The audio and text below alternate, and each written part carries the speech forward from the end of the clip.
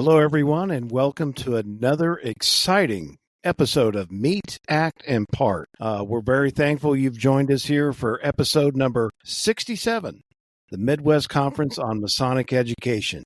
Before we meet our other hosts and guests, I just want to put in a couple of plugs because I can. First one is on our website, the meetactandpart.com.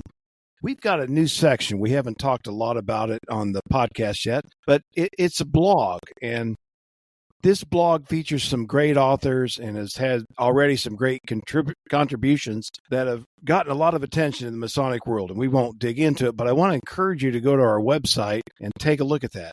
If you're interested in submitting an article, Darren Lanners is our editor, and maybe he'll put something in the show notes of how to get a hold of him to contribute. So that's kind of the first thing I wanted to mention. The second is the Midnight Freemason blog. This blog been around for a long time. I've been a senior contributor to it for almost 10 years. Todd Creason founded it. That blog is going to continue on, and both of them really complement each other, and Darren to his I'm so thankful for all the work he did as the editor of the Midnight Freemasons, before him RJ, and before him Todd.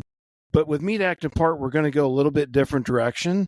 And with Midnight Freemasons, it'll still kind of have its traditional, some of the authors and whatnot. But I just wanted to put those out there because there's some good stuff on the blog on Meet, Act, and Part. So that's kind of our intro commercial. And so let me introduce our other guests and hosts, starting with our host, Roger. Thank you very much, Greg. I'm really looking forward to the conversation this evening. I've been aware and known the Midwest Conference on Masonic Education, and I am very glad to help promote that organization. So I'm looking forward to this conversation. And I'm Darren Lanners. Happy that I was able to convince both James and Chad to come on here. Again, thanks for coming on, guys. I really, really appreciate it. And yeah, as Darren mentioned, we've got two great guests tonight, James Buckhorn and Chad Kopenski. And what I'm going to do is we're going to start with James, just to give a little bit of your Masonic bio and any other things you want to add. And then I'm going to throw it over to Roger for kind of some of the opening questions. Yeah, absolutely. My name is James Buckhorn. I'm here in the greater Indianapolis area. I came to Masonry from Boy Scouting, and it's filled the void that being a youth and Scouts left for me. I'm a past master of Pentalpha Lodge, number 564 in downtown Indianapolis, which is, some would call it an observant style lodge, but we don't really get hung up on titles because it's about the work. I've been privileged to serve as the chairman of the Education Committee for Grand Lodge, among other district positions, but I'd say I'm most proud of that. And I'll stop there because I'm sure we could all list our titles for long. Yeah, absolutely. Maybe someday we'll just do an episode on just titles, and it'll probably fill 3 hours, and our wives will find out and really know how much we spend on all these dues and whatever else. So, yeah, we'll host a competition. Yeah. We'll host a competition to see whose introduction would be longest if someone else were to introduce them by all their Masonic titles. Probably Roger, because he's the old guy on here. So, Chad, let me throw it over to you and have you introduce yourself. Well, sure. I guess the question first off is, would that be just Masonic titles or like other titles that other people have, given us along the way here? I don't have time for that type of podcast, Chad. We'd be here for days. No problem. My name is Chad Kopenski. I am currently in a small town in southeast Ohio. I am a past master of Paramuthia Lodge, number 25 in Athens, Ohio, past district deputy, past district education officer. I think I am most proud of two things, which are I'm the immediate past chairman of the Grand Lodge of Ohio Education Committee, and I am a past president of the Midwest Conference on Masonic Education. It was held in Canton, Ohio in, what year was that, James? 2023? Yes, he said with confidence. We'll go with that. And yes, and I just left my Eastern Star inspection, so I'm honored and proud to be here. Thank you. Well, thank you both. Let me throw it over to Roger, and this is going to be a great discussion. Roger, I know, has got he's had a lot of involvement in this kind of thing. So, Roger, it's all yours. No, thank you. No, I'm excited to talk about this. The Midwest Conference of Masonic Education For our listeners that may not be familiar with it, it has been around for quite a long time. You could easily say that the Midwest Conference of Masonic Education was promoting Masonic education before Masonic education was cool. And there was that time that existed. Now, I'm really proud of the fact that James is president this year. Indiana used to be very active in the Midwest Conference of Masonic Education.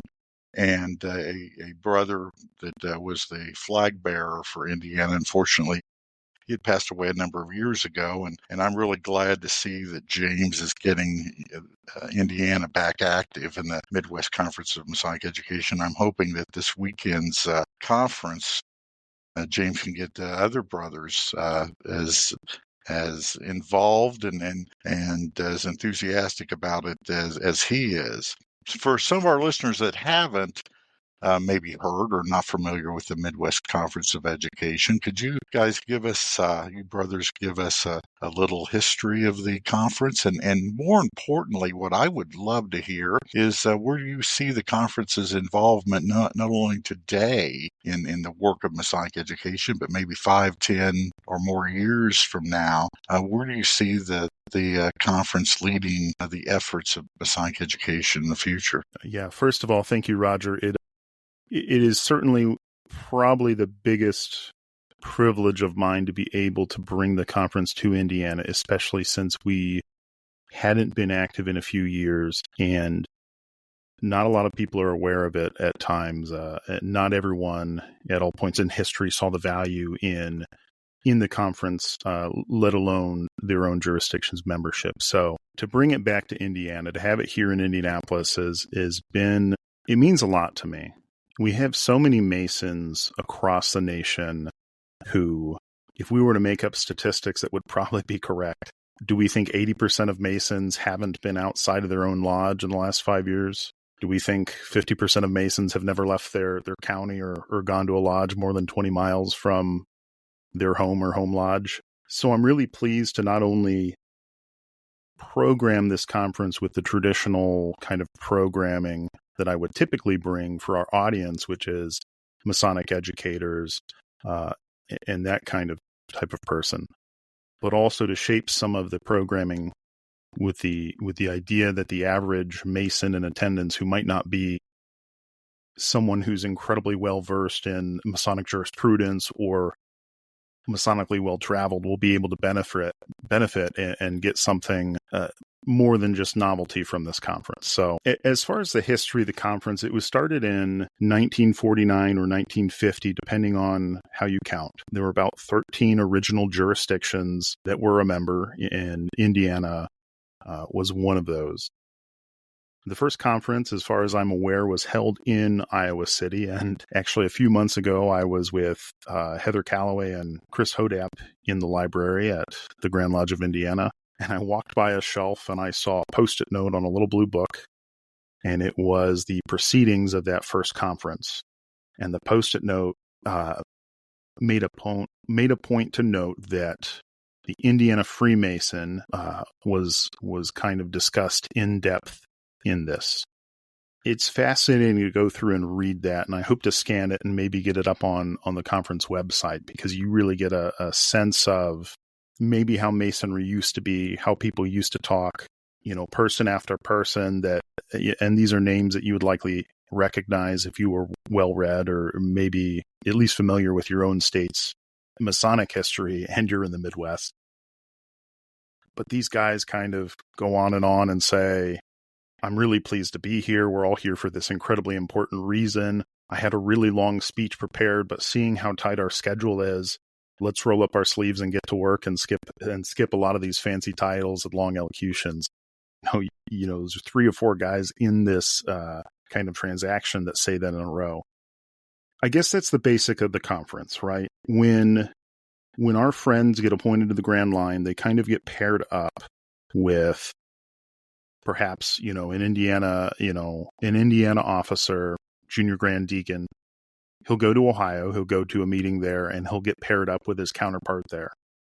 And we kind of rotate around, and I'm not incredibly familiar with how that works, but I know that Not everyone goes to the same place every year, but those guys have a resource after that. They have a resource, a friend they can call on, someone a little bit outside of their sphere of influence that they can bounce ideas off. They can say, hey, we're seeing this in Indiana. Hey, we're seeing this in Ohio. What's working for you guys? What's not? There's not really a counterpart that I know of in education, right? And we'll probably talk later about the overlap or lack of overlap at points in time, well-defined jurisdictions and grand bodies, and educational research and historical efforts.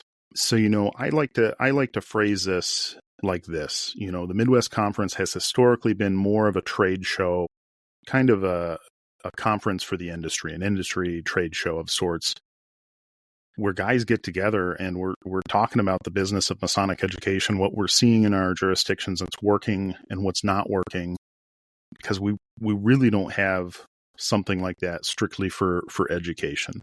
It's present in other places. We see education happening at a lot of Masonic events and even, very legitimate established events like the Conference of Grand Masters, right? But it's not the sole focus. It's not the primary focus. So this is an event where the primary focus is the business of education, and our job, our kind of mission statement is something along the lines of teach the teachers, educate the educators.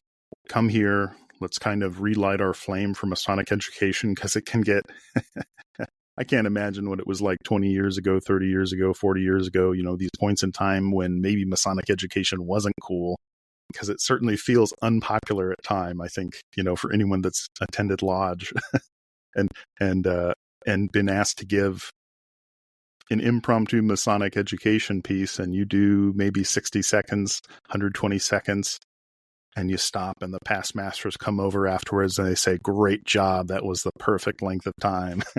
I'll stop there. I think Roger had a 2-part question, and maybe it makes more sense for me to answer the first part, which is the history of the conference, before diving into the second part. No, I think you hit on something, James, that I think is exciting, and I think the fraternity needs it, and that is like a trade show, Masonic educators, especially those, because I know that the conference used to be composed, and I assume much of its composition is still the same, is those brothers who were active with the Masonic education committees of their Grand Lodges.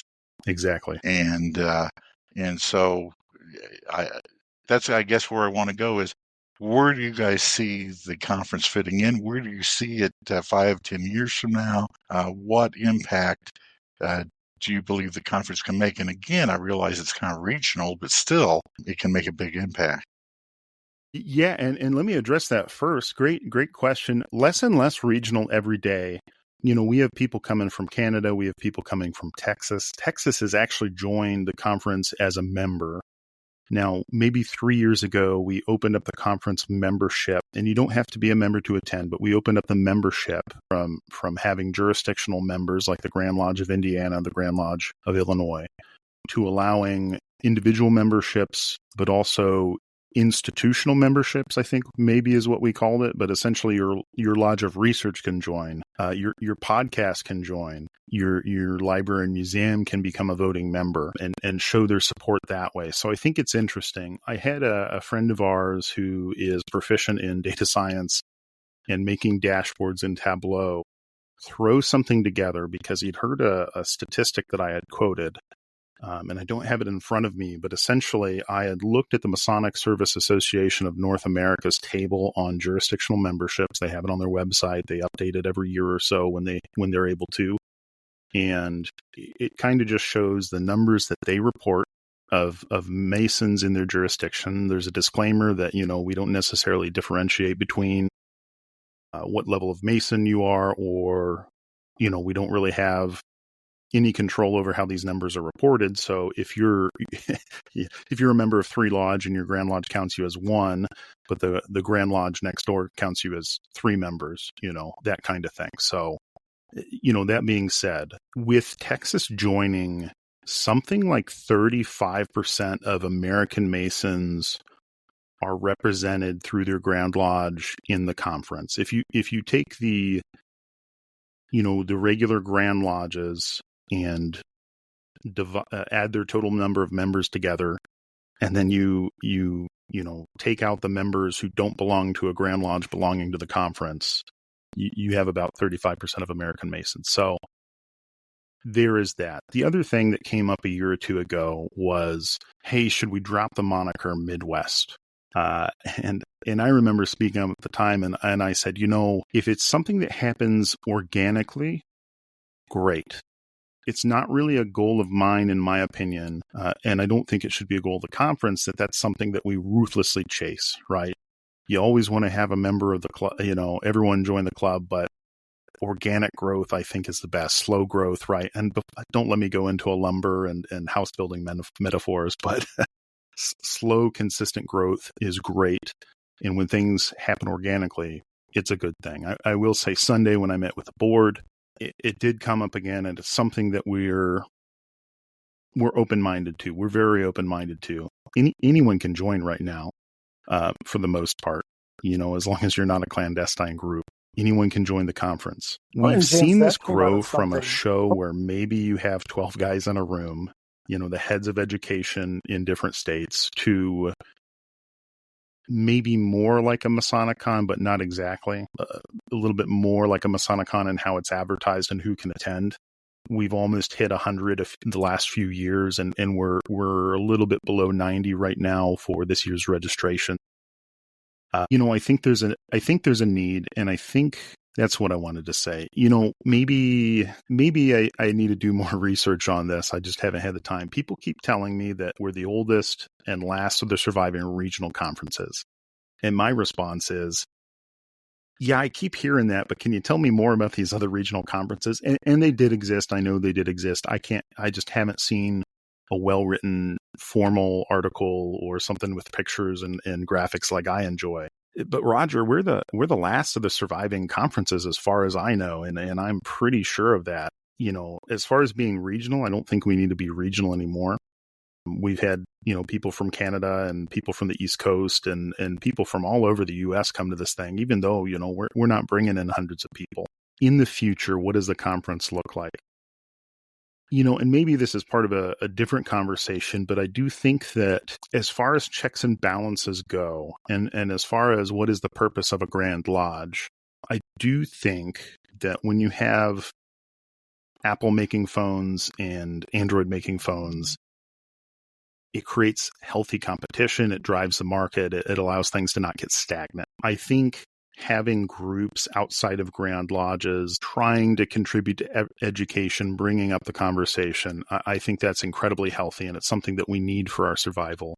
But of course, none of these thoughts are unique because we've all read things from over 100 years ago, and it's like they were written yesterday. The complaints about education, about how masonry's become this or that, or it feels cheaper than maybe it should be, and and education is a primary column of masonry, as far as I believe. And it's just not always treated that way, right? So maybe I lost the question here, but where will the conference go in the future? What's it look like? I think with my year as president, one of the things that I focused on was with the intent that we could kind of re-level the foundation. We've kind of had a range of quality and consistency and programming with the conference. And that's one of the things that I will absolutely say makes the program of each conference incredible, is the amount of control the president has over it. It's also a potential liability and a weakness, right? So the conference this year will look different than it did in Chad's year. And I will say Chad's year was one of my favorites. He did multi-track programming with sometimes 4 or 5 speakers at the same time in the beautiful Canton Masonic Temple where they had the space to do that, and people could kind of choose your own adventure. And that was great. I'm hopeful that I've I'm back really now. focused this year on having Am I back?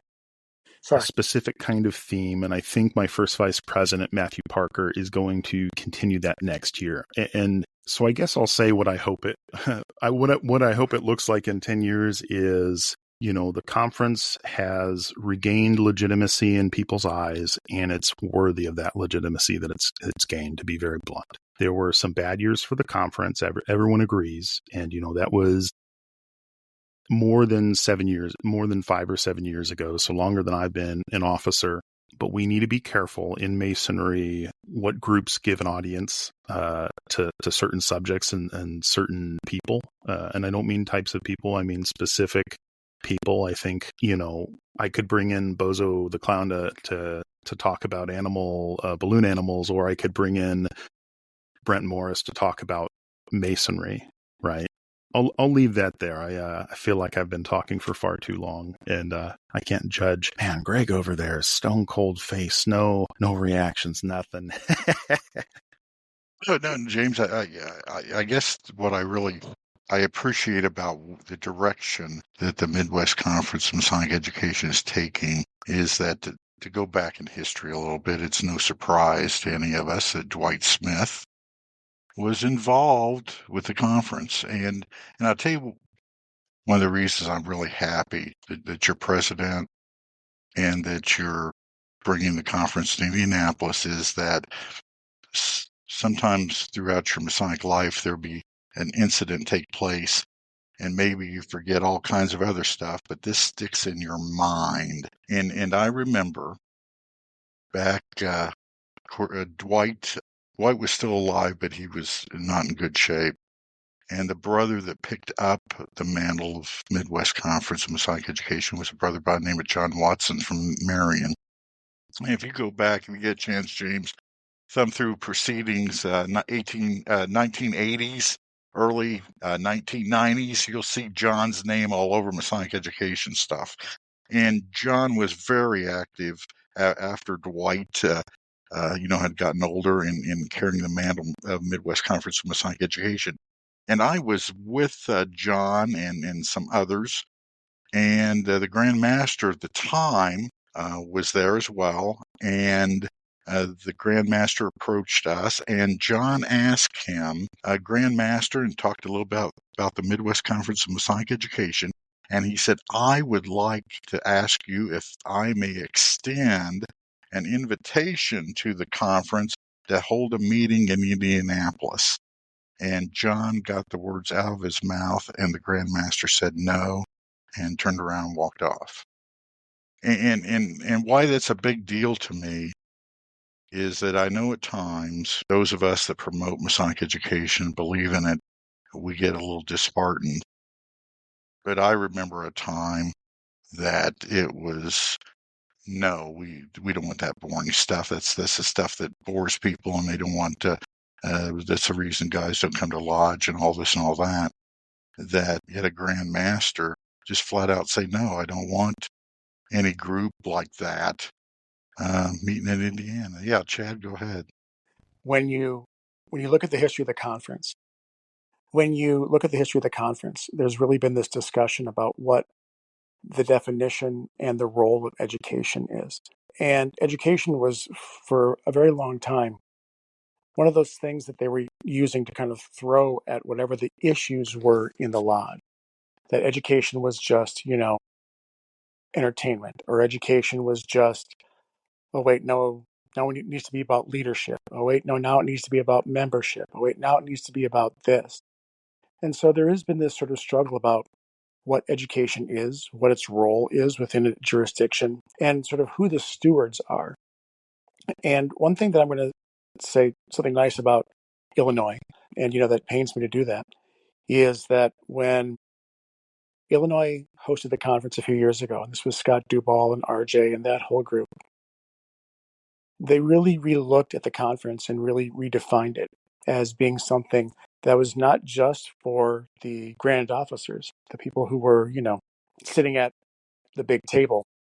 That education was the responsibility of every Mason. And so they really opened it up to, the analogy that I've used in the past is, it's the street level Mason as well as the guy up in the ivory tower, right? It's Tony Stark and Spider-Man talking together, because good things happen at the lodge level, at the district level, at the state level. And we get in these little bubbles, and anything we can do to break those bubbles down and get guys talking and sharing, what they're doing is a good thing. The other thing that Scott and RJ really leaned into was recognizing that speakers are phenomenal, but some of the best masonry happens in that 15 minutes between speakers, or those conversations that happen at a table at lunch or in the parking lot. And so really facilitating and focusing on making those meaningful connections. If you leave this conference without a new friend or a new idea, I don't know what you did over the course of the weekend. So it really has been about getting the right people in a room and letting them discuss education, let them discover best practices, share good ideas, and make those connections that make Masonry meaningful and Masonic education meaningful. I think too, Chad, that there's this phenomena where it's almost like an intentional kind of I think gaslighting is the popular term for it now. But there's this thing where maybe you've been led to believe, either overtly or subvertly, that something isn't true, right? And for some of us, that might have looked like that there are types of Masonry, there are things that we thought we were joining that didn't exist at the lodge we ended up at. Or maybe, maybe you have a family member who's a Mason, and at a family reunion, after being told there's no such thing as secret handshakes, you see them do something weird with their hand. You don't know what it was, but I've seen it. No one can say it's not real now. And I can ask questions. And I think the same thing happens at the conference where, ideally we're modeling certain behaviors, certain programs, certain things going on. And that new Mason, or not even new Mason, that Mason who might find it new what we're doing, sees it like that for the first time. At my lodge, this isn't really a thing. The kind of Masonry they're interested is wonderful, but it's not, bookish, academic. It's not based on having conversations or debating with people or pursuing, Masonic education. It's different. And this is the thing that feeds me personally. So, I think another thing that is really nice about the conference as a benefit is there are people there whose, podcasts you listen to or whose books you've read. But by and large, those people are incredibly generous and giving. You'll see some guy who's been a Mason for 3 months at a table with, Chris Hodap, or, I keep seeing RJ just because I'm just thinking about him. And they are, instead of sitting and talking about how wonderful they are and how great they are, they're listening to this guy who's been a Mason for 3 months and something he's passionate about or focused on. And they're incredibly encouraging. And they're saying, yeah, have you thought about this? Have you met this person? Have you talked to James Buckhorn? Have you talked to Heather Calloway? Have you talked to David Dougherty, John Bizak? And there is, if you've been searching for something in Masonry and you feel like sometimes you're kind of you're standing at the bottom of Niagara Falls, shouting for it to go back up. A lot of times those guys come to the conference and all of a sudden they realize that they're with like-minded people who are searching for the same things. And there's a sense, it's like, oh, I didn't know I needed this, and now I found it. Hey, Greg, do you have a response? Chad brought up some interesting points that I think is true. Freemasonry is education, and those were some of the things that Chad was talking about, especially with newer brothers. They're coming into the craft. We tell the intern apprentice that he needs to learn, right? And I think that Chad had a point, is that just from what I've seen with the evolution of the importance of Masonic education, you go back to the story I told, about John Watson, and then now you see, just to speak of Indiana for a moment, now you see James that is the president, and you see that the direction that the Masonic education or Masonic Midwest Conference Masonic education is going in. I think that it does have the opportunity to reach brothers at all levels, and I'm glad to see the Midwest Conference growing as it is. And I think that those are very positive things for the fraternity overall, not just for my state, but for all of us. Yeah, and I think when we see strong things in the world, it's a good thing. It's a good thing, one, motivationally. We see that there are, academic things going on with the Philadelphia Society, the Scottish Rite Research Society. There are lodges of research that are very well established and consistent with the way that they do whatever they're doing, typically publishing articles of some sort. And, you read about that and you just want to cheer because awesome. I mean, we know that's not going on absolutely everywhere. So that's great to see. And so to see that there are surviving and healthy educational efforts like the Midwest Conference, it was one of the things that drew me to it, because, educational programming in a year in a jurisdiction can change drastically compared to the previous years. You have your ups and downs. And so to have these institutions that are, and maybe that's why they're able to do it, is because their primary focus, they're not their sole focus, but their primary focus is education, and it is to bring education to the forefront, that they have been able to survive. And maybe, and I'm bad about this. I make excuses for why some things don't work out for some people, but I think, maybe that's why Grand Lodges, in some jurisdictions during a given year, sometimes the education is vastly different than it was and will be. So, but a Grand Master and a Grand Lodge has a lot of moving parts to focus on. So someone realign me. There was a bright light. Let me ask you this, James, because you, especially with the conference, you talk to see, a broad swath of Grand Lodges in this part of the country. Are you seeing Grand Lodges, because I think our Grand Lodge does, promote Masonic education? Do you see that happening in some of the other jurisdictions? I know Illinois does, and I believe Ohio does as well. Do you see that as becoming more of a thrust of Grand Lodges, saying Masonic education is important, and if a successful lodge educates their brothers? I would say yes and no. I would say that I see it a lot as a bullet point, but it's not always what, I think the four of us sitting here might call Masonic education. I think Masonic education is a wrapper that if you want to, you can wrap around quite a bit. And I've had brothers who I care for deeply say Masonic education is anything that a brother wants to talk about in lodge. And I used to nod, and now, I think a little bit differently. To answer your question, yes, I'm seeing it become a rallying cry at some Grand Lodges.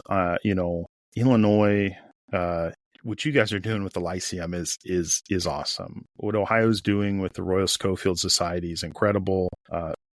And they begged, borrowed, and stole parts of it from another program that had previously existed in another state. And now Missouri's taken the Ohio program and kind of adapted it from themselves. And I've written up programs, a year or two ago to do the same for Indiana. It's expensive to integrate into the portal, at least it was at the time. But before I get too off track, yeah, I think it is. I worry that I don't have the view of time that I might otherwise have if I looked into this deeper. So I might be saying that through ignorance. I've been a Mason 10 years in November, and I certainly like to read, and I do read through annual proceedings. I don't know what it was like across the U.S. 15 years ago, 20 years ago. I've read snippets, but I'd hate to have a biased view of or narrow view of what it was like. And because I don't have a view of that, I can't compare what we're doing now. It certainly feels like we are. And perhaps this is, that thing that happened during COVID where some of us went from 3 nights at lodge a week to 12 meetings a week because we were stacking things up with COVID. I think a lot of Masons got really digitally active, and that encouraged a lot of people to see what was going on in other states. And when you don't have something shiny or cool, and by that I mean if you don't have education as a focus in your jurisdiction, we've seen Masons driving to Ohio or other places to join a lodge just so they can participate in a program there, or going through the proper channels, hopefully to get a program so they can work it in their jurisdiction that doesn't offer it. So I think that the average Mason, I think at the foundational level, is craving education more, or there are more people that are more vocal about wanting it. I don't know that that's the same thing as Grand Lodges implementing it, but I also think that's happening. James, I just have a little bit longer timeline than you as a Mason. Not much, but I think and Roger maybe can weigh in too, but it seems because of Facebook and many other platforms, we all got to know each other. Whereas, say, 20 years ago, we wouldn't have known each other. I think the very first thing I ever listened to digitally was the Digital Freemason. It was a podcast from a gentleman, I think he might have been from Canada. And I had just joined, so I was searching everything, trying to find out what is this thing I joined, more than pancakes and, you know, some of the other stuff we always talk about. Scott Belkin, I think was his name. And this was in 2007, 2008, 2009. I thought, wow, you know, and he was really one of the forerunners. And then the technology got better. I went to Masonic Week a few times, so you met people and then you Facebook friends and whatever. But I think because we could all come together digitally, that led to people coming together in person and, you know, probably changed the nature of the Midwest conference that you were both alluding to as we had this discussion. And Masonic cons came, the first one out in Massachusetts, I think, really, and others have tried to emulate that. So there's just been this energy. But, you know, if you looked at it, I think from what percentage of Masons that is, of course, it's still very small. But, you know, I and Darren knows this too. We get exhausted talking about insurance and buildings and facilities, and you know that's all necessary, and it just consumes us on Blue Lodge level things. You know, eventually we'll be out of the real estate business, is my prediction, or for you know the most part. And I think what survives of Freemasonry, hopefully, will be more of the things that you're talking about at the conference and these kinds of things, because really that's what Freemasonry is. We've just became, and I don't want to go down a rabbit hole of, you know, how big we are and all that, but I think the people joining, not all, but I think a higher percentage of those that will join are going to look for these things. And so to me, that just illustrates more the value of conferences like the Midwest Conference. And, you know, James, as you said, you got people coming from all over the place. You know, well beyond just the, you know, to me, the label doesn't even matter about Midwest. I mean, think about the Big Ten. Well, the Big Ten now is from Rutgers on the Atlantic all the way to Washington, UCLA on the Pacific. You know, so I think the name is fine. But it is interesting to think how it has evolved, that conference alone, from, like you say, probably just 12 reps getting together and, you know, talking about a little bit, to where now you've got these exciting topics and speakers, and people are frankly willing to put their money in to come. That shows the value. But, you know, on the whole of Masonry, these are still such one-time small percentage opportunities. In a way, that's what makes them special. And I guess I'm rambling a little bit here too, but I think, you know, James, to your point, it's like, I think this is where we're going to end, or, you know, land. I don't know when. You know, you listen to John Rourke's, you know, his numeric predictions of where we're going. We're going to be very small.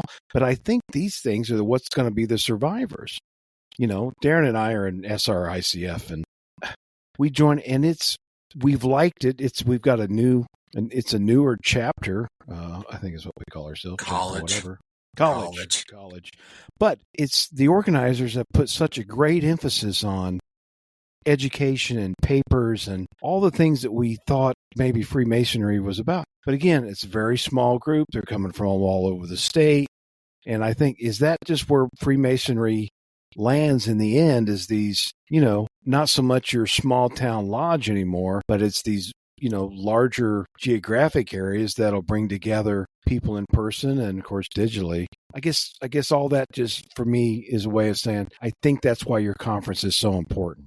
It and other events like it. And I think it's just a tribute to you and Chad and others that have had the energy to put these together and, you know, promote it, because in a way, it's like you're a pioneer. You know, again, I mean, I think of that podcast I listened to, the Digital Freemason. He was the forerunner that kind of led to Whence Came You, you know, and RJ and all the efforts and the energy. You know, there's just been this building of energy in the last 2 decades that I think, James, you're a vital part of. And our podcast is too, that we reach people that want to learn about Masonic things other than just insurance and facilities and utilities. You know, Greg, you said that and maybe it's the attention deficit first year in Masonry. And I had thought at the time that I don't want a cheap experience, but I also don't want to go slow. And I think, you know, two and a half years later, when I was reading Observing the Craft, something clicked. And, I had this sense of regret at some level that, oh my God, in some places like Australia, they take 7 years to go through the degrees. That sounds awesome. I wish I had gotten that. And of course, the little asterisk there is that they're kind of grilling you and training you and truly mentoring you along that process. So you're not just, I'm a Mason and, it took me 3 months, which took me probably 3 months. And, many, many great Masons I've looked up the records of. It was very consistent that things were spaced out about a month and a month and a month. And sorry if it was July or August, we'll have to skip that probably because they were dark. But and I haven't gotten involved in many of these discussions. It just hasn't come up when I've been present. But I think the observant model, put air quotes on that, the AMD model maybe is maybe the direction I think we'll head. And for those of you not familiar, the Allied Masonic degrees typically limits its membership to a few dozen. They don't meet terribly frequently, and they do have a focus on ritual and education is kind of primary things. So I am aware of my own biases. I certainly try to be. And so I will say I have a bias towards that kind of Masonry. I'll consume almost all of it, but that's I think that's a style that will survive the test of time, or at least will weather it better than others will. Hey, Roger, I'm just curious, you've got just a little longer view than we do, but I mean, do you sort of see that transition where technology and like-minded people have been able to find each other? I mean, certainly at Masonic Week, it was always sort of like that in person, but, the numbers there really are relatively small compared to the whole. Yeah. But aren't you seeing some of this as well? Yes, I guess because of my longevity in the fraternity, I see the current era in a lot of ways a starting of a golden time, definitely with Masonic education. I often tell a story that when I first joined, I was eager to learn about Masonry. And one of the old past masters came up to me and goes, "Roger, you learned the questions and answers. That's all you need to know about the Masons." And that's what it was then. And so I think that technology has helped usher in what I think is becoming a golden age of Masonic education. And I think it's ushering in some other things, just like you said, that you could go to Masonic Week and meet guys from other states, but now you can do it online, right? And brothers form good friendships starting with conversations and things they've done online. And I realize that we're still seeing a declining membership, but I also see a bright spot that I think that many brothers, especially younger brothers, are seeing a value. Men, I think, are seeing a value again in community. And I think that is going to help us over the course of the next decade or 2 decades. But I think that the technology has changed many aspects of Freemasonry, friendship building, the social aspect, education, understanding what is going on in not necessarily grand lodges, but in lodges that are successful. What are they doing? So I think that the technology, organizations change often because of outside influences more than internal influences. And I think that technology has definitely had an impact on Freemasonry and will continue to do so. So yeah, I agree completely. So, Roger, I just want to thank you for echoing our good friend and departed brother, Bill, there, because he tells a very similar story regarding his kind of first experience as a Mason and wanting to know more and getting a similar answer. So I don't know if that's just an Indiana thing or if it was maybe the same guy, who knows, but really made me think of Bill and that answer. Just to move things along here, James, what can someone look forward to, not only at maybe this year's MCME, but, we kind of asked you to look into the future, but let me maybe do as a broader question, other than the things that we've mentioned. This is my first time going to MCME because I'm a slacker, unfortunately, and it's usually I've had plans or things I couldn't get out of on the other weekends when it's occurred. So, what can Darren look forward to this year other than, getting to see you and Chad and some of the other brothers that I hold dearly as friends? So we're pretty self-contained Saturday, but Friday night is our travel day, the day you're traveling in. I think I have a list of the car load of people you're coming down with, and I'm pretty excited by that. And I mean that genuinely. Friday night, after everyone who gets in early checks into the hotel, we're going to the Rathskeller restaurant, which I believe is the oldest restaurant in Indianapolis, or perhaps the oldest Bavarian restaurant in the Midwest. It's a unique restaurant, cool architecture, cool feeling. And we're going to have Chris Hodap, who wrote Dummies, and Brent Morris, who wrote The Idiot's Guide to Freemasonry, do a little talk they've done 1 or 2 times before called An Idiot and a Dummy Tell You Everything You Wanted to Know About Freemasonry. And that's completely unique. There's a term FOMO, and I'm sorry to give it to you guys now if you're listening and not able to attend, but the fear of missing out. You're going to miss out on something truly unique. This is a once in a lifetime talk. It'll never be the same. Just like when we sit down in lodge and we open up a lodge, it is a lodge. It is not the lodge. It's a singular, unique thing that is only exactly like it is once. So we're going to have that more casual talk Friday night, and the discussion, the questions in the audience during dinner will shape that. Saturday, buckle in. It's all at the temple. You can park at the Scottish Rite Cathedral and walk across the street to the Indianapolis Temple. Kick it off around 9 o'clock. I'll give a little elocution, and I'll probably have something from the Grand Master prepared too. I should probably give him a call and remind him that he'll be speaking. Part of I wish Chad were here to tell you, to back me up, but part of the pickle is the president does upwards of 90% of the planning and effort of the conference each year. So it's certainly been a lot for me. And there are things that I'm sure won't get done until Wednesday or Thursday. But Saturday, we're kicking off elocution. I really want to focus on something that I think is incredibly important. We had these catalysts in our life that we run across, and maybe they happen in childhood from a mentor figure, and maybe they're positive, maybe they come from a negative. But these light bulb moments that change the way that you see things. And I've always kind of envisioned that as if when you learn that lesson, you're given a new set of lenses to look through. Someone's kind of, spit swabbed your eyeball, and now you can see a little bit more clearly. To take it back a little in a fun direction, the Ben Franklin glasses from National Treasure, where it's kind of like he's flipping between the lenses to see them a single color or multicolor, depending on the situation. I think there are these moments in our life that do that for us. They give us a new lens.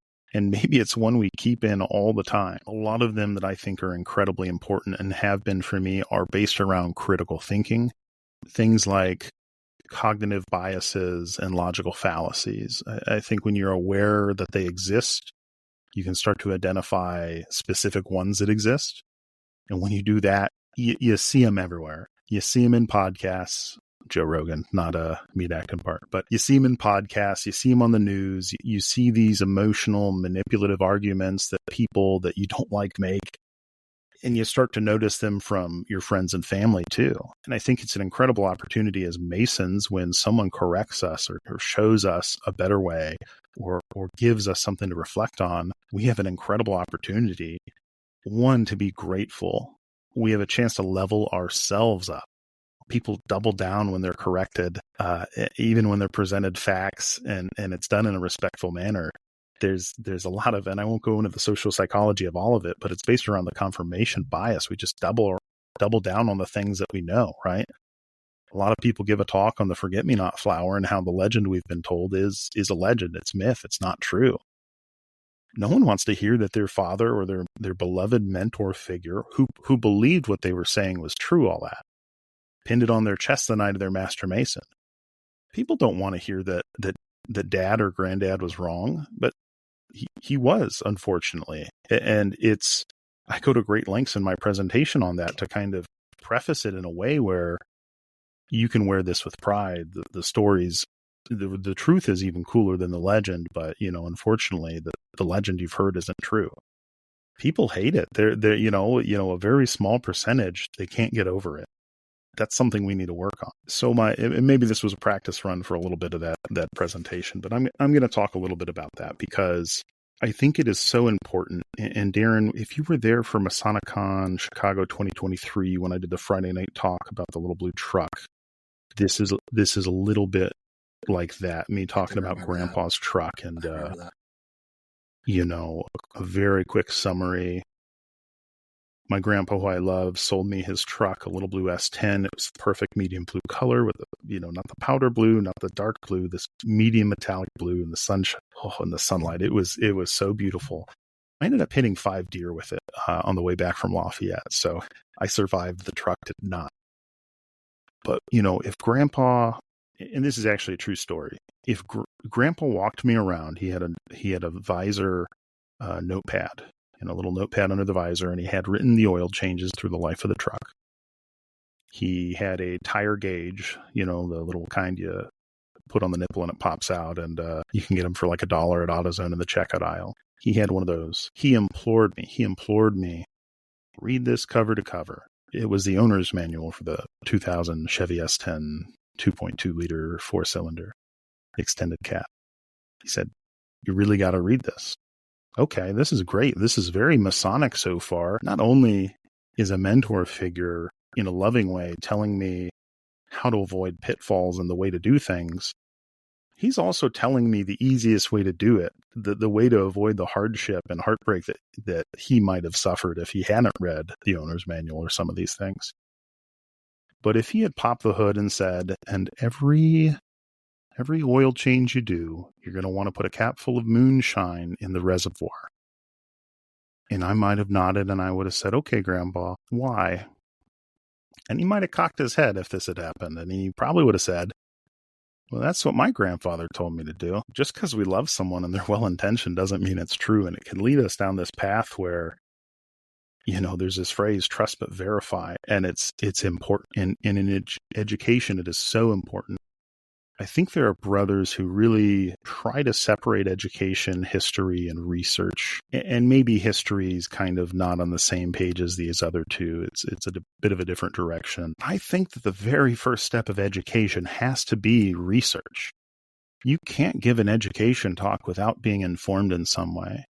And you shouldn't be talking without verifying or doing a reasonable attempt to verify what you're saying. We can say things in a qualifying manner and say, some people think Jefferson was a Mason, right? As a regular dude, I would say Thomas Jefferson wasn't a Mason. As a Masonic educator, as an amateur historian or scholar, I would say, and I would say this much more amateur than some of our friends would, but I would say, it's incredibly unlikely that Thomas Jefferson was a Freemason at any time and in any capacity. We believe this based on the extensive list of correspondence that we have, letters he's written, none of which mention his membership, 2, his publicly published opinions on fraternities that were generally negative, indicating that he wouldn't have enjoyed joining, and 3 and 4, there are no lodges or grand lodges anywhere he's lived that have records. Of course, I'm saying it this way because someone could come along and discover something tomorrow. And it's like the Dead Sea Scrolls or any of these things where we've done our best to guess these things. Golly, go look at the drawing of dinosaurs in the books, guys. They used to draw them without the muscle, but with the skin around the bones in different ways. And they just look completely wacky to how we now suspect these things look. And there's a little quote I've stolen. Basically, science doesn't change, but our understanding of it does. History doesn't change, but our understanding of it does. Things are exactly like they are, and it's just our understanding and perception that changes of them. And I think it's incredibly important to realize that in a Masonic context. Thanks for giving me so much rope to run in the wrong direction. Straight away from the question, by the way. Fair enough, James. This is just a conversation, and where it goes. So no problem there. And it's the best kind of masonry, the parking lot masonry. That's the highest compliment we have ever received as a podcast. That guys have said that our podcast reminds them of those parking lot conversations, and I wear that as a badge of honor. So thanks for contributing to that, Greg. What do you got? Well, just to take James down that rabbit hole a little bit farther, but I mean, I think to your point, it's like when we find new knowledge, well, that's what as Freemasons, that's one of our core responsibilities is we study and we learn, and maybe we learn new things. So we advance knowledge, and along with that, you can't help but, or you shouldn't help, but, change your mind on things or grow your opinion on things, or, because I knew more than I did yesterday. Well, based on new knowledge, I may think differently about something. I think we get, as a fraternity, we get such in that rut that I think, James, you kind of alluded to, that because it's new, it takes effort to think about it. And when things take effort, that means change might follow that. Not just Freemason, humans, I think, are, at some point are reluctant for change. But yet I think, and this, I'm going to tie it back to your conference. This is why these things are so important. We advance knowledge. And I'll use Darren as the example. Darren will attend this weekend. I wish I could go. Gosh, so close to, 70 miles from me.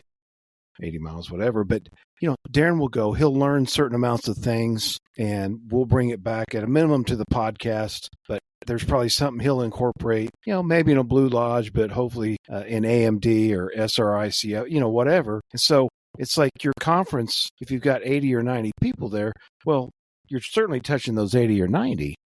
But hopefully they come back and touch, 10 more, 100 more, whatever it is. And it's that, it's that energy level that you got to keep going for the purpose of finding that new knowledge.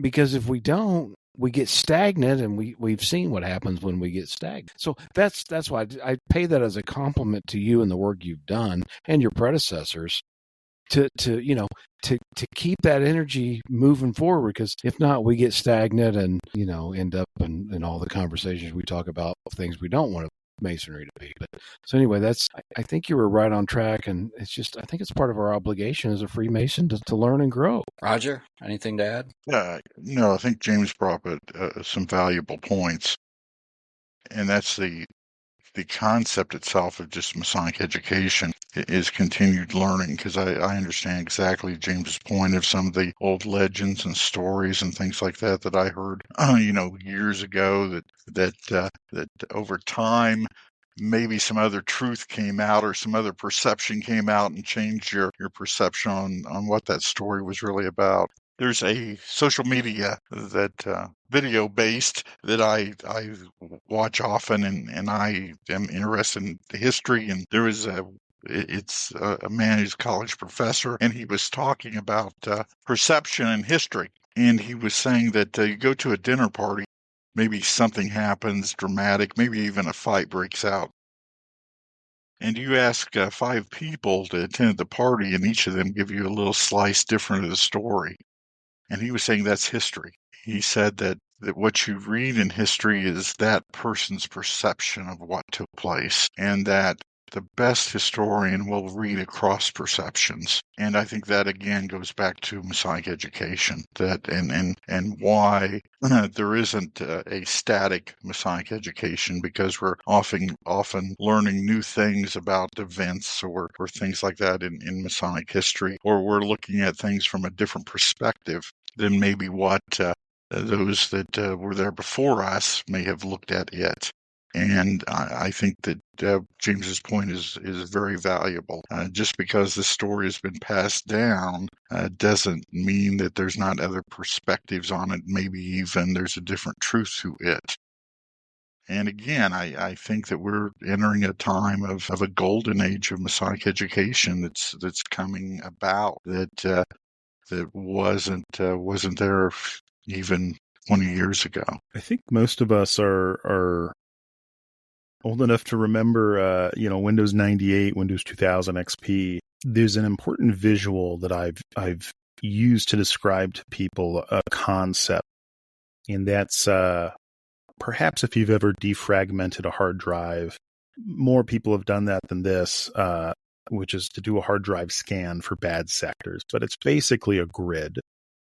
Ideally, it's almost like a loading screen, a little bit like Tetris, but, progressively, where every block comes in and it's green. But I think, you have a time where maybe a block comes back and it's orange or yellow or red, depending on the program you're using, HD Tune or whatever. When someone says, James, actually, I heard something different, or is that really true about the forget-me-not or something? I shouldn't take it as a negative. I should take it as a positive. Someone's giving me the opportunity to reflect on a sector of myself, on my foundation as a Mason and as a man. And if it's bad, I have the opportunity to fix it and make myself better than I was. I didn't even know it was bad information. And so I think so many times we try to educate people and help them learn. But I guess I'm trying to teach people to learn, this foundational step of how we store information in our head, information in, information out, and then when it's at rest. We have an opportunity to store information on our head, kind of, if you had an accordion folder that was a rainbow or a spectrum between green and red, green for go, red for, that sounds like a load of crap. Every time we hear something, the real takeaway from this conference, or at least my little speech in it, is I hope people constantly and without thinking about it, just like when you breathe or, wipe your eye if something flies into it. When you hear information, you assign a level of plausibility to it effortlessly. And when you go to retrieve that information, you don't say, Thomas Jefferson was a Mason. You say, well, some people think he wasn't. You add a qualifying statement or whatever. I think that's what it's about. And I don't know that this is being taught. And that's one of the great strengths of Masonry, is that we all come from different backgrounds. But very few people in Masonry are truly Masonic scholars or researchers, at least as a full or even a part-time job, right? So we have a lot of enthusiasts, such as myself, who are trying really hard, and we're really passionate.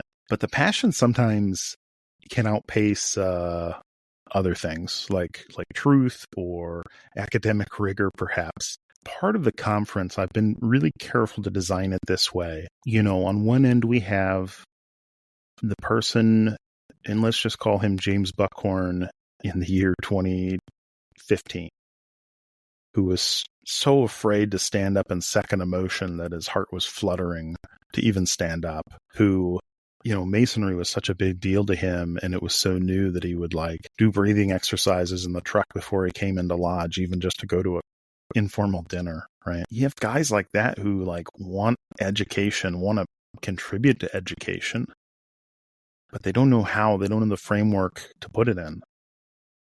They let things like, but I'm not an officer, but I'm too new, but I'm not a past master, but I'm not a district education, this or that. They let that stand in their way. I had an acquaintance, Sean Stevenson. You might have heard of him. He's he passed away a few years ago, but he was a motivational speaker. And one of the things he said was, we all have butts and they all stink, right? But I'm not a past master, but I'm not an officer, but, these things, we let them stand in our way. So that's on one side of what I'm trying to do. But on the other side, it's, dear God, Darren, please don't come to lodge and stand up for education and say that Thomas Jefferson was a Mason. I know you Googled it and it took you 2 minutes, but buddy, there's tools we could teach 12-year-olds to use. There are guidelines that pretty much anyone can follow, right? So how do you balance this enthusiasm with, we want to kind of train you, at least in an amateur way, to be able to pursue some of these things that Heather and Arturo and Daniel Gardner and Brent Morris and some of these really, prolific, important Masonic, contributors are doing. They didn't start there. They started maybe where I'm at, right? there are things they could teach me. There are things they could teach you. There are things that they will teach people in attendance. And actually, that's how I designed the program this year. And I realized, too, I think we all have friends who have designed Masonic cons. None of it is easy, but gosh, I bet it is a little bit easier to do the model of come see cool friends talk about cool things instead of trying to have a seamless, well glued together, series of 5 or 6 speakers talking loosely about the same subject. And, I asked these folks to kind of hear me out. I've been booked as a Masonic speaker a few times, and I'm generally very willing to shape what I'm doing around the needs of the audience venue. But also, I'm not a famous Mason. I'm not, and I won't throw out names, I'm not some of these people going around where, gosh, they don't want to change their presentation 20 times a year, right? And I totally get it. So I went to them and I said, here's what I'm trying to do.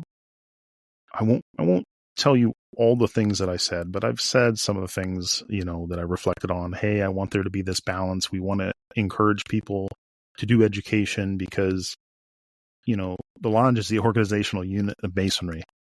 The local lodge is the powerhouse of Freemasonry, right? That's where Masonry happens, and that's where people should be inspired. But I know that, in my first lodge, I certainly wouldn't have been able to start a book club, which doesn't mean there shouldn't have been one, but, I should have found 2 or 3 guys to do it. Or I should have said, hey, I'm coming to the lodge on Saturday. I'm going to bring a light stand and I'm going to take pictures of all of our documents so that if there's a flood, feast, or famine, or an errant ember or electrical wire, sparks this place up, we'll still at least have something. All the speakers worked with me. I said, I want there to be a very real takeaway from some of these talks. I want it to be as if we're including this allegorical tool that goes in the work belt of each person in attendance. A new lens, if you will, right? I've seen Dr. Heather Calloway, fantastic. I was about to say fantastic Mason, but just fantastic human being. She's started the Center for Fraternal Research and Collections down at Indiana University in Bloomington. I am so proud that we have her in our backyard. They do focus a lot on non-Masonic orgs, but there's obviously that big overlap. And I say that, and she would tell you that too.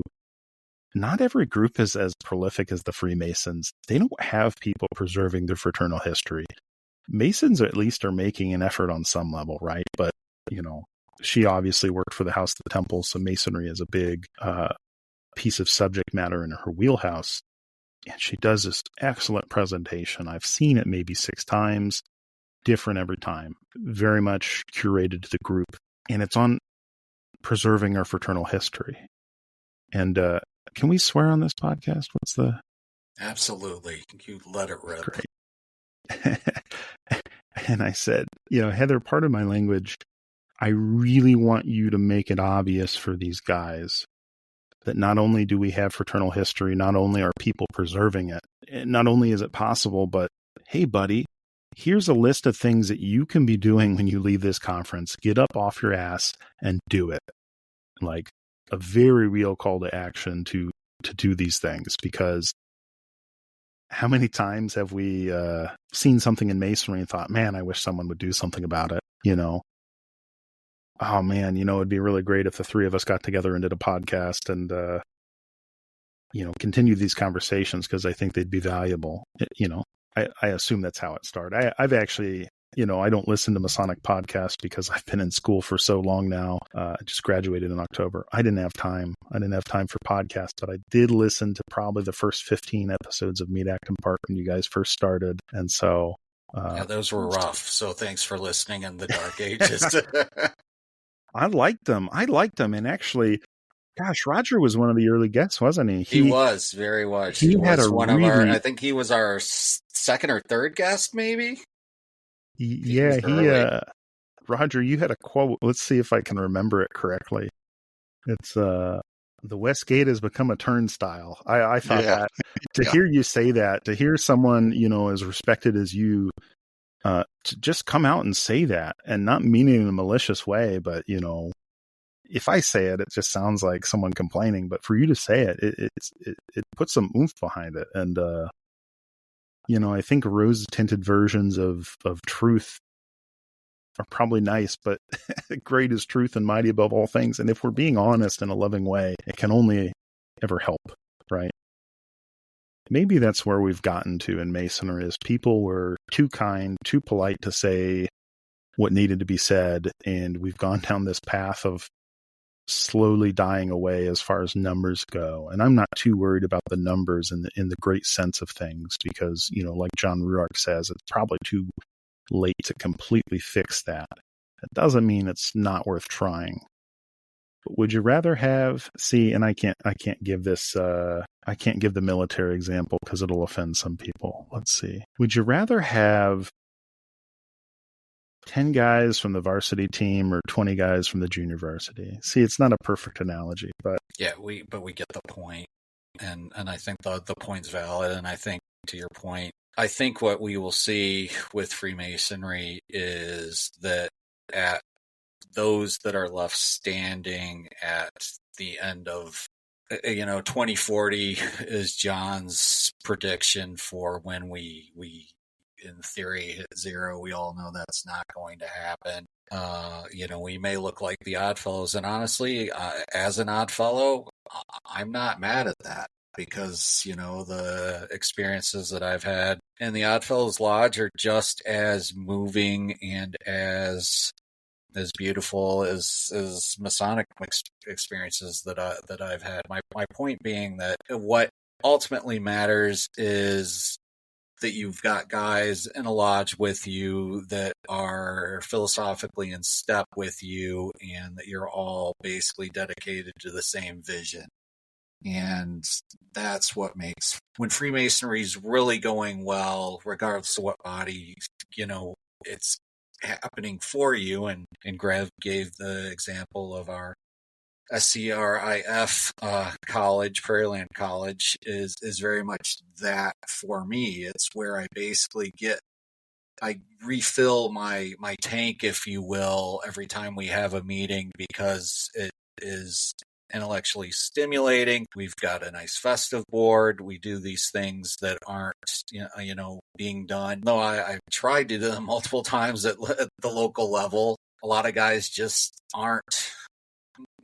I've not converted them yet. I'll just leave it at that. So it gives me an outlet to, refill and re-energize, and then go on and write my articles where I'm trying to make guys think about, hey, we can change things. It's in our hands. We just have to, put forth legislation that will make changes, and then we need to support it, regardless of if it's something that you may not agree with.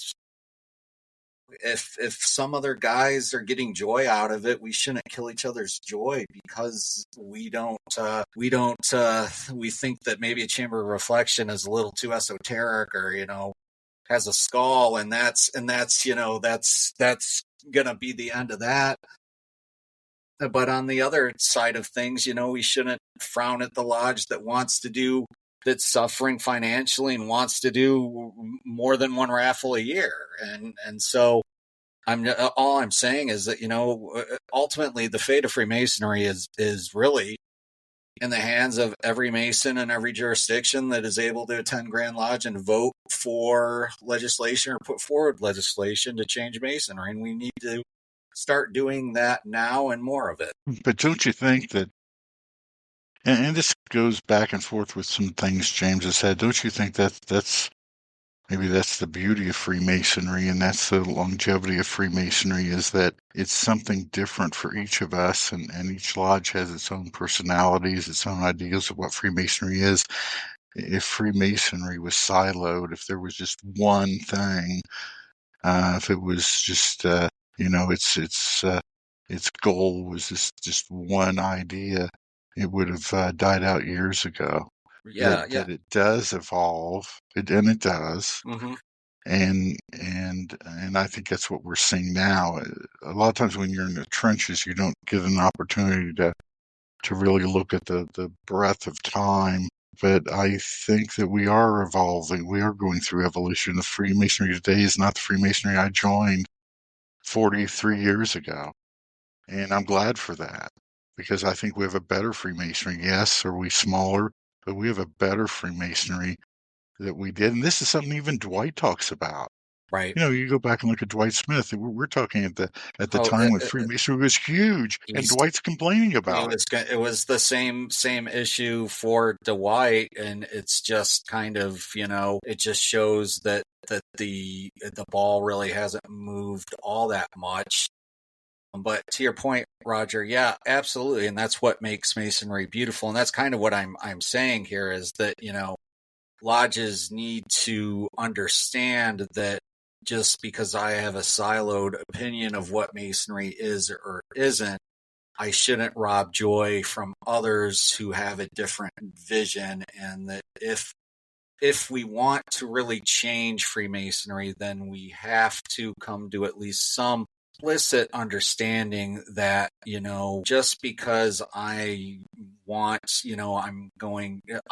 for example, I'll use Chamber of Reflection because it's something Illinois is basically not really explicitly banned, but has explicitly banned if you read between the lines, and that if I'm a lodge, down Southern Illinois, that's probably the furthest thing from my mind. I'm struggling to keep my doors open, my membership's dwindling, et cetera, but, my vision of Freemasonry where I'm at versus somebody who's a town over, yeah, it's going to be completely different. Lodges have different culture, different individuals, all that plays a role. But explicitly at the end of the day, the only way that we're going to move forward as a fraternity is to have an understanding that, hey, just because this lodge wants to say, instead of Bible, volume of sacred law, that's not really impacting me. And so just, even though I may be against it, why should I take their joy from them? And I think that that's where I have an issue with, where I feel like brothers try to take some sort of moral high ground based around, they're obviously, a lot of things play into that. I won't get into the things, but they're basically the things that we're not discussing or not supposed to discuss in lodge. That those shape a lot of individuals and their worldviews. And so I think, to James's larger point, trying to get guys to maybe be able to step back and look at the big picture and say, hey, just because they want a Chamber of Reflection doesn't mean that I need to have one in my lodge. I don't want to keep those brothers from having that experience. So, why don't I just say, yay?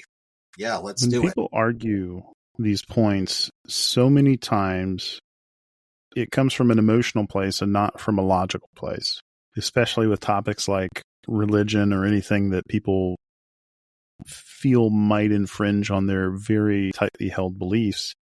Are they doubling down on this confirmation bias because it's different, it's shocking, it's jarring, that's not the way we've done it for 20 years, or at least that's not the way they've seen it done for 20 years, and it's terrifying to them, and they double down on right. One of the things I hate the most is when we let ourselves and our friends use emotional, manipulative arguments in the worst way to back up solid, valid points of view.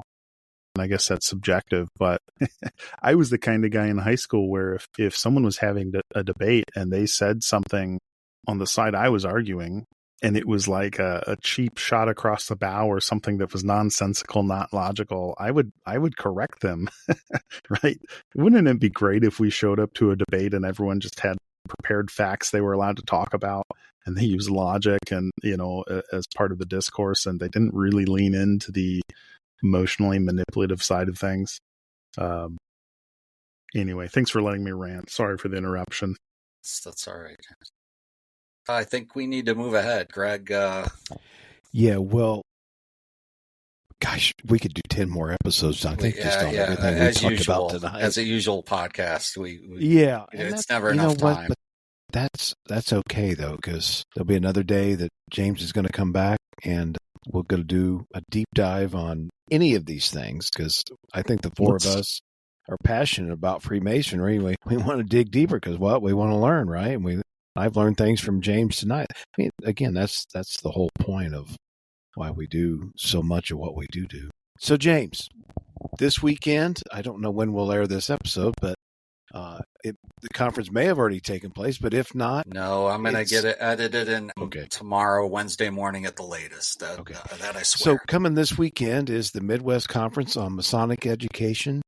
It's the 75th annual conference, and as James has said, he's really put together not only great speakers, but a deliberate theme so that those who attend, they take away things that they bring home and share with the rest of us. You can learn more about this conference, and not only this conference, but all the great work that is done by the Midwest Conference. Their website is mcme1949.org. And James, any other final closing comments about the conference or anything else before we wrap it up? One of my friends is a prolific Masonic figure, and he said to me over the last few days, James, my number one event that I looked forward to throughout the years was Camp Masonry, but it's gone now.